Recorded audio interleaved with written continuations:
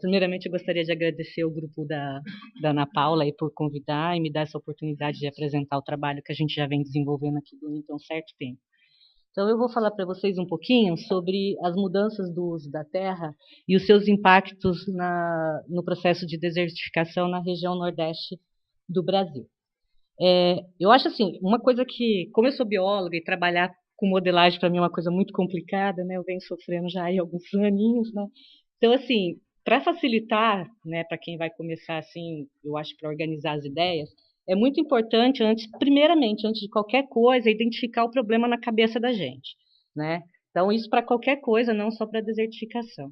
Então, aqui no meu caso, quando eu estou falando de desertificação, eu estou me referindo ao quê? A degradação da terra. Tá, o que eu entendo de degradação da terra? Seria a degradação do solo, perda da fauna e da flora, né? Onde acontece isso? Nas terras secas, que são zonas áridas, semiáridas e subúmidas secas, decorrente de vários fatores, entre eles as mudanças de uso e cobertura da terra e as variações climáticas. Bom, quais são as causas, né? O que causa esse processo no ambiente? No nosso Nordeste brasileiro, seria o pastoreio excessivo, em terras já ambientalmente sensíveis ao processo de degradação, o uso excessivo das terras agrícolas, métodos de irrigação inadequados e o desmatamento. Então, tudo isso ele deve ser analisado juntamente com as variações climáticas. Quais são os impactos disso no ambiente? Seria, então, a eliminação da cobertura vegetal original, a perda parcial ou total do solo, devido a fenômenos físicos, no caso a erosão e químicos, salinização, diminuição da quantidade e da qualidade dos recursos hídricos e diminuição da fertilidade e da produtividade do solo. Pronto, o problema já está na minha cabeça, eu já sei o que é que eu estou tentando modelar, né? E agora, como entender o processo? Não é uma tarefa fácil, né? Porque ele pode estar acontecendo em vários locais, ao mesmo tempo, e sendo ocasionado por diversos fatores. Então, é aí que a modelagem entra me ajudando a entender o processo. Porque ela ajuda a organizar o conhecimento, entender os fatores ambientais, da dinâmica ali da mudança do uso, entender as possíveis implicações econômicas que estão ocorrendo na região, e permite eu fazer uma análise do processo em diferentes escalas. Então, como que eu uso a modelagem nos trabalhos que eu desenvolvo no MMA? Desde 2010, o INPE ele vem dando suporte ao MMA às ações de combate à desertificação e de adaptação e mitigação às mudanças climáticas por meio do desenvolvimento do sistema de alerta precoce contra a seca e desertificação. Então, o sistema de alerta, ele trabalha, esse que a gente desenvolve aqui, em duas escalas. Uma escala que é a escala do modelo, que é uma escala de 5 quilômetros, onde então entraria aí a modelagem de mudança de uso e os cenários climáticos, e uma outra escala mais local, que já é mais a nível municipal, né, de núcleos de desertificação ou alguma área que seja de interesse ao MMA.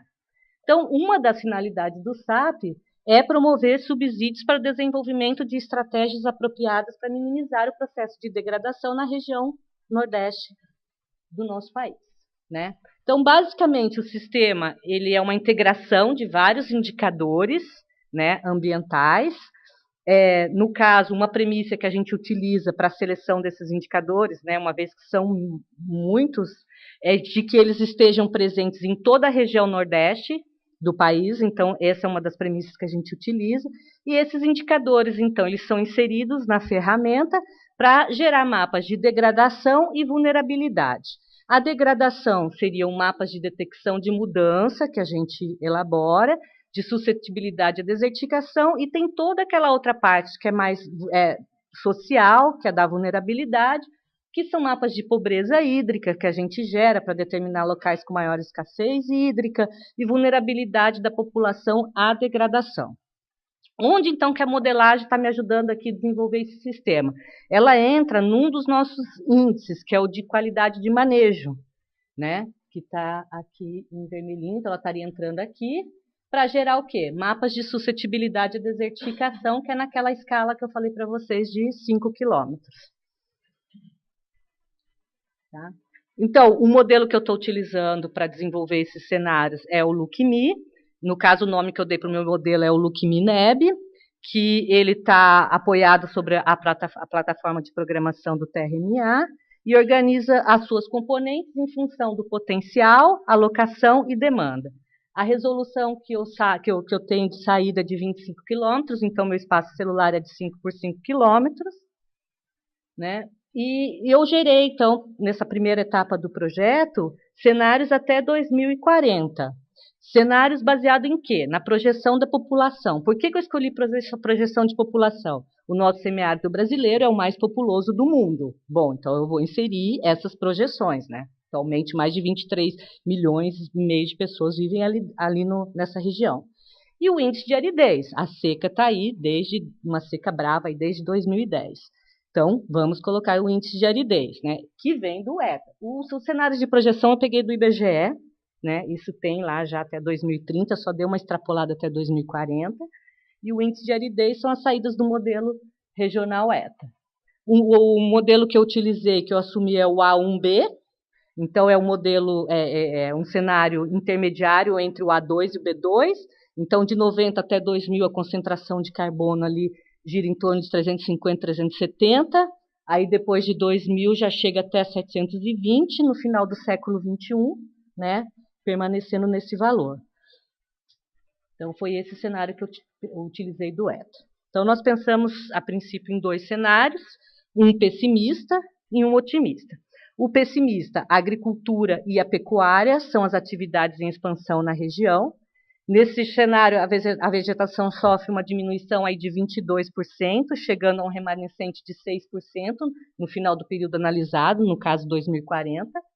E um cenário otimista, onde a partir de 2011 perde-se 2% de remanescente de vegetação, né, em relação ao ano anterior, e é mantida a proporção de 10% de agricultura e 90% de pastagem.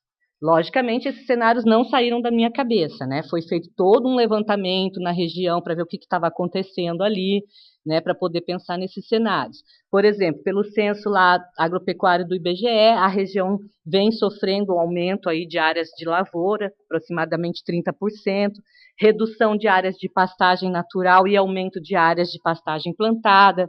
Vieira, 2013, ressalta nos seus trabalhos que a vegetação da caatinga vem sendo substituída em maior parte por atividades de agropecuária. Gonçalves, nos seus cenários, ele determina que a região pode ter de 78% a 98% de sua área ocupada por atividades antrópicas. Então, foi daí que nós pudemos pensar nesses cenários aqui que a gente elaborou. Então, o primeiro passo que eu fiz, né, o SAP, ele atualiza o mapa de uso e cobertura da terra de 5 em 5 anos. Tá? Então, para essa primeira rodada, eu peguei um mapa de uso do SAP de 2000 e de 2010. Então, é um mapa que ele tem aproximadamente umas 20 classes de uso e ocupação, né, do solo.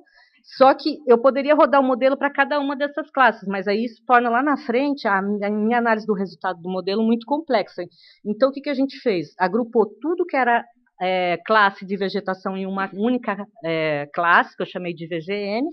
A agropecuária, que no meu mapa seria essa maior área aqui em amarelo, né? Que seria pastagem. Aqui nessa área, gente, tem agricultura de subsistência, mas é um tipo de agricultura que, quando eu faço um mapeamento de uso, eu não consigo separar da pastagem, ainda mais agora com essa seca que está lá.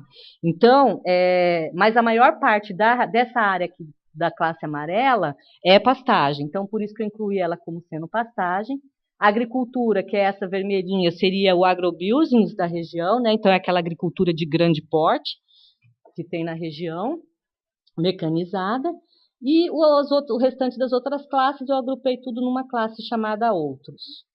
Tá? Então, eu tenho aqui minhas variáveis dependentes, vegetação, agricultura e pecuária, e aí eu selecionei um conjunto de variáveis independentes que eu acredito que explica bem as mudanças de uso dessas variáveis dependentes. Então, pedologia, hidrografia. No caso aqui, eu só deixei os principais rios da região, sedes, somente as capitais, declividade, o índice de aridez, unidades de conservação e tipo de solo. Primeiramente, calculei a demanda para o período de 2000 e 2010, não vou entrar muito em detalhe nisso, mas é só para vocês acompanharem o raciocínio de como que a gente chega no produto final. Depois, a demanda para o meu cenário otimista, né, considerando aquelas premissas que eu falei para vocês anteriormente. Outra demanda para o meu cenário pessimista, né?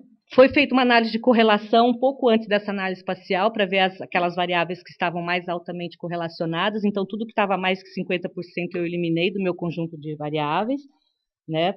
E depois eu fiz, então, a parte de análise espacial, né, da estatística espacial, usei o Spatial Lag, para determinar aqueles conjuntos que melhor explicavam as minhas mudanças do uso.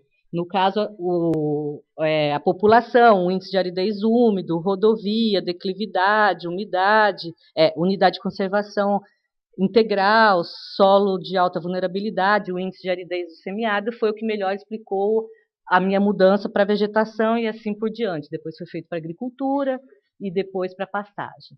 Bom, os meus resultados, aqui seria um mapa de uso e cobertura da terra do SAP de 2010, que então seria o meu dado observado, o meu real, o mapa do cenário otimista de 2040 e o mapa pessimista para 2040. Então, aqui, depois eu insiro esses cenários na metodologia do Médalos, que é o que a gente utiliza lá para gerar os mapas de suscetibilidade da agência europeia, para identificar áreas ambientalmente sensíveis ao processo de degradação. Aqui a gente pode ver que ficou uma coisa meio quadradona, mas isso é por causa da resolução dos modelos meteorológicos, não é erro não, tá? E depois que eu insiro, então, eu posso começar a analisar os resultados, né? Então, tanto no mapa observado, quanto no otimista e no pessimista, a gente pode ver que nós temos aqui, ó, no observado, sul do Piauí, norte de Minas, já estava com alta suscetibilidade. Se repete nos outros dois cenários, né? Aqui não está a bolinha, mas também está com alta suscetibilidade, que é o vermelhinho. No cenário otimista, a gente vê a inclusão aqui do Rio Grande do Norte, que também vai estar no pessimista. E no pessimista, a gente ainda tem todo o aumento da alta suscetibilidade aqui na região do litoral da Mata Atlântica, que vai de Sergipe até o sul do Piauí. Tá? O que a gente pôde observar quando começou a analisar que fatores que poderiam estar causando essa degradação, né? No caso de Minas Gerais, que é um exemplo aqui, que por ser pequenininha é mais fácil de eu explorar um pouquinho. O que contribuiu para o aumento dessa alta suscetibilidade? A densidade populacional, o desmatamento, que no Vale do Jequitinhonha é recordista, né, entre os anos de 2000 e 2013, segundo dados da SOS Mata Atlântica, e o aumento do focos de queimada. A gente pode ver que teve um aumento aqui nessa região, né, de 2000 para 2010. Mas, quando a gente também, rapidamente falando dos outros estados, aqui, ó, por exemplo, no Rio Grande do Norte, e nessa região da Mata Atlântica, com as variáveis que eu usei, a gente viu que o que contribuiu foi o aumento do índice de aridez, né, que passou de semiárido para árido. E no Maranhão também, aqui, do ponto de vista climático, ele não seria vulnerável à degradação, né? Mas a partir do momento que a gente insere outras variáveis, como sociais, no caso a pobreza, e também manejo, ele se tornou vulnerável para desertificação, né, essa área aqui do Maranhão. Foi uma surpresa para a gente também e analisar esses resultados para tentar entender o que estava acontecendo ali. Bom, o que eu concluo com toda essa experiência de poder ter usado o Lookme para esse tipo de estudo? Que a ferramenta ela foi útil, né, a partir do momento que eu integrei ela à metodologia utilizada do Médalos, ela permitiu identificar não só aqueles locais que se tornam mais suscetíveis ao processo, como também que fatores estavam atuando. Parte desse trabalho já foi publicado. Hoje a gente tem mais de 45 citações aí pelo mundo todo sobre esse trabalho. É o primeiro trabalho a ser desenvolvido no país, usando esta metodologia. Ganhamos um prêmio da ONU também aí em 2015 pela iniciativa do trabalho. E basicamente era isso que eu tinha para apresentar. Então, se vocês tiverem alguma dúvida aí, depois a gente vê, tá bom?